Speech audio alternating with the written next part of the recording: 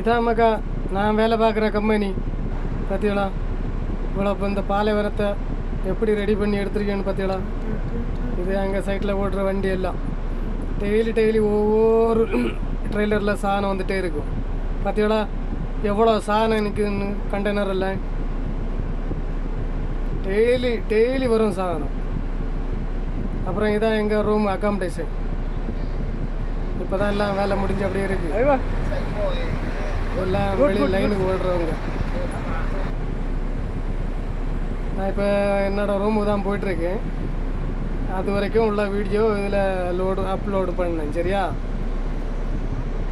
அதுக்கப்புறம் உள்ள video next வீடியோவில் நான் பண்ணுவேன். சரியா,